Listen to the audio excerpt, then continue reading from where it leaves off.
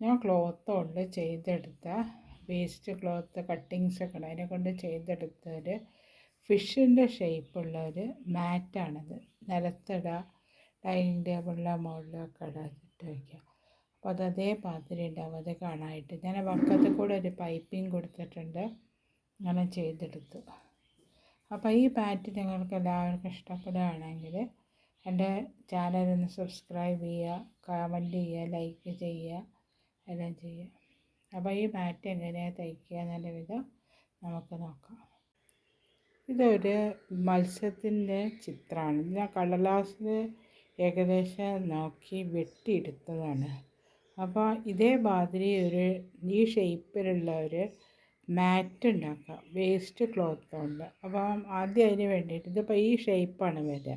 ഈ ഷേപ്പ് വെച്ചിട്ട് നമുക്ക് തുണിയിൽ വേസ്റ്റ് ആയിട്ടുള്ള നൈറ്റീൻ്റെയോ ചുരിദാറിൻ്റെയോ ഒക്കെ നമ്മൾ വേണ്ട വെച്ചാൽ ഇതിൻ്റെ അകത്ത് ആദ്യം വെട്ടിയെടുത്ത് കഴിഞ്ഞിട്ട് ചെയ്യുക. ഇതേമാതിരി ഞാൻ ആ ചിത്രം ഒരു വേസ്റ്റ് ക്ലോത്തിൻ്റെ അകത്ത് വെട്ടിയെടുത്തു. ഇത് ഒരു സവാള പച്ചക്കറി കടയിൽ നിന്ന് ഞാൻ വാങ്ങിയത് സവാളേൻ്റെ ഒരു ചാക്കാണ്. വല്ലാത്ത തിക്നെസ് ഇല്ല, കുറച്ച് നേർമയാണ്. ഇത് കാണുന്ന സമയത്ത് കട്ടി കുറവാണ്. അപ്പോൾ അത് നമുക്ക് ഇതിൻ്റെ അടിയിലിട്ട് അടിച്ചു കഴിഞ്ഞാൽ അതും കൂടെ തിക്നെസ് കിട്ടും. അപ്പോൾ ഈ പീസ് ആ മത്സ്യത്തിൻ്റെ ചിത്രം ഞാൻ വരച്ചെടുത്ത് അതേമാതിരി അതിൻ്റെ മുകളിലൊന്ന് കട്ട് ചെയ്തെടുക്കാം നമുക്ക്.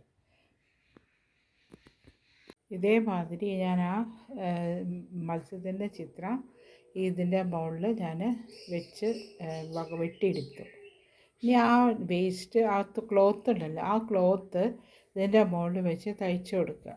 ഇതേമാതിരി ഞാൻ ആ ക്ലോത്ത് അതിൻ്റെ മുകളിൽ വെച്ചു. ഇനി 4 ഭാഗവും എല്ലാ റൗണ്ടും ഇതായിട്ട് അതിൻ്റെ മുകളിൽ തയ്ച്ചു കൊടുത്ത് അതിൻ്റെ മുകളിൽ ഫിറ്റാവും. അപ്പം അത് കഴിഞ്ഞിട്ട് ഈ ക്ലോത്തിൻ്റെ മുകളിൽ വേറെ പീസുകൾ വെച്ച് വർക്ക് ചെയ്ത് കൊടുക്കുക. അത് രണ്ടും കൂടെ ചേർത്തിട്ട് ഞാൻ തയ്ച്ച് വെച്ചു. ഇനി ഇതിൻ്റെ മുകളിൽ വേറെ പീസ് ഡെക്കറേഷൻ ചെയ്യുന്നു. ഒരു മത്സ്യത്തിൻ്റെ ഷേപ്പ് ഉണ്ടല്ലോ ഇത്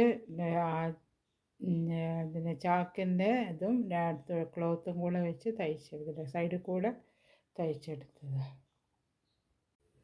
അതേമാതിരി ഞാൻ തയ്ച്ച് വെച്ച് കാണിച്ചു തന്നില്ല മീനിൻ്റെ ഷേപ്പ്. അപ്പോൾ ഇതെങ്ങനെയാണെന്ന് വെച്ചാൽ ഇവിടെ നടുഭാഗം ഉണ്ടല്ലോ, ഇതിൻ്റെ നടുഭാഗം എടുത്തിട്ട് കുറേ പീസുകൾ ഞാൻ വെട്ടി വെച്ചിട്ടുള്ളത്. അതേമാതിരി പല കളറുള്ള പീസുകളാണ്.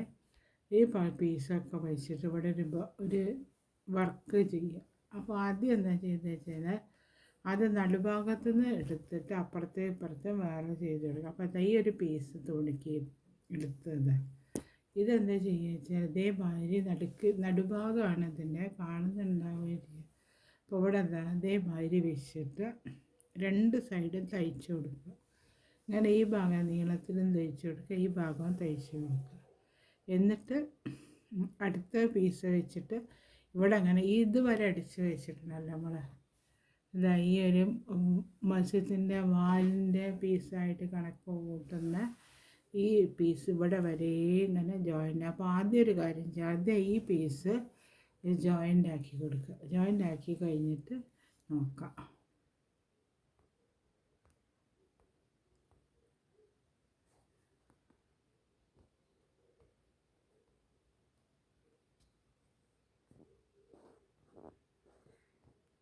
അതേമാതിരി ഞാനിവിടെ തയ്ച്ചെടുത്തു പച്ച കളർ. ഇനി അടുത്ത് ചുവപ്പ് കളറുണ്ട് ഇവിടെ വെച്ചിട്ട് അവിടെ അങ്ങനെ ഇതേമാതിരി വെച്ചിട്ട് ഇങ്ങോട്ട് തയ്ച്ചെടുക്കുക. അപ്പോൾ ഇത് ഇവിടെ ഇങ്ങനെ മറയുന്ന സമയത്ത് ഈ കളർ ഇവിടെ ഇങ്ങനെ വരും.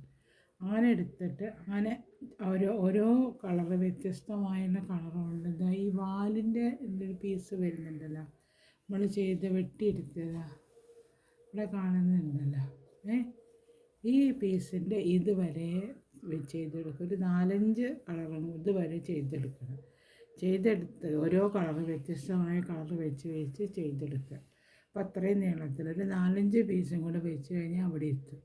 അതേമാതിരി ഇവിടെ എത്തുന്നവരെ ചെയ്തെടുക്കുക. ഓരോ കളറ് മാറ്റി വെച്ചിട്ട് ഈ പകുതി ഭാഗം ഞാൻ അതേമാതിരി ഓരോ പീസ് വെച്ച് തയ്ച്ചെടുക്കുന്നു. ഈ ഭാഗം ഇതേമാതിരി ഓരോ പീസ് വെച്ച് തയ്ച്ചെടുക്കുക. ഇതേമാതിരി തന്നെ വേറെ വേറെ കളറുള്ള പീസുകൾ വെച്ച് ഇതേമാതിരി തന്നെ തയ്ച്ചെടുക്കുക. ഇതേമാതിരി ഞാൻ ഓരോ പീസ് വെച്ചിട്ട് ഇതിൻ്റെ മുകളിൽ തയ്ച്ചെടുത്തു. ഇനി അടിഭാഗത്ത് ഇവിടെ വെച്ച് തവാലിൻ്റെ ഭാഗത്ത് വെച്ച് തയ്ച്ചെടുക്കണം. ഈ ഭാഗത്ത് അതേമാതിരി തയ്ച്ചെടുത്ത്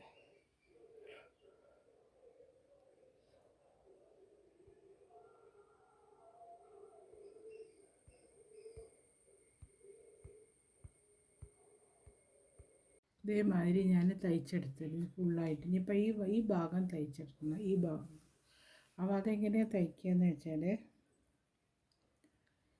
ഈ ഒരു പീസ് എടുക്കുക, എന്നിട്ട് ഇങ്ങനെ തയ്ച്ച് കൊടുക്കുക കുത്തനെ വെച്ചിട്ട് നടുക്കലായി. പിന്നെ എവിടെയും അപ്പുറം ഇപ്പുറം ഓരോ പീസ് അങ്ങനെ ഫുള്ളായിട്ട് ഇതിങ്ങനെ ചെറുതായി വരുന്ന വരെ തയ്ച്ച് കൊണ്ടുവരില്ല. ഇത് ഫുള്ളായിട്ട് ഇങ്ങനെ ഇവിടെ പീസ് എടുത്ത് തയ്ച്ച് വെച്ചിരിക്കുമ്പോൾ അതേമാതിരി തന്നെ ഇവിടെ ഈ ലെവലിൽ ഇങ്ങനെ നീളത്തിലല്ലാതെ ഇങ്ങനെ കുത്തനെ വെച്ചിട്ട് തയ്ച്ചെടുക്കുക. ഇവിടെ അങ്ങനെ രണ്ട് ബസാലും തയ്ച്ചതിന് ശേഷം ഇവിടെ അങ്ങനെ ഓരോ തയ്ച്ചെടുക്കുക.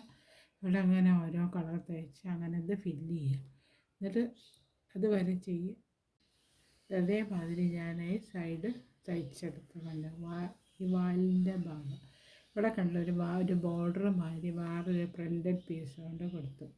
ഇനി അടുത്ത് ചെയ്യാനുള്ളത് എന്താ വെച്ചാൽ ഈ മത്സ്യത്തിൻ്റെ ഇവിടെ അങ്ങനെ ഒരു വളവും മാതിരി ഉണ്ടാവുമല്ലോ, തലയും ഇതും കൂടെ ഒരു വര വരച്ചതുണ്ടാവും.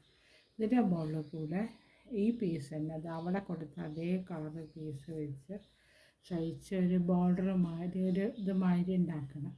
അതേമാതിരി വെച്ച് തയ്ച്ചിട്ട് ചെയ്യുക. ഷേപ്പുള്ള ഈ പിന്നെ മാറ്റിൻ്റെ വർക്ക് ഇവിടെ കഴിഞ്ഞു. ഞാനിത് വക്കത്തിൽ കൂടെ ഒരു പൈപ്പിങ് കൊടുത്തു. നേരത്തെ കണ്ണിൻ്റെ അവിടെ വരച്ച മാതിരി തന്നെ ആ തുണീനെ കൊണ്ട് തന്നെ ക്ലോത്തിനെ കൊണ്ട് തന്നെ ഞാൻ സൈഡിൽ കൂടെ ഒരു പൈപ്പിങ് കൂടെ കൊടുത്ത് ഈ വർക്ക് ഇവിടെ കൊടുത്തു.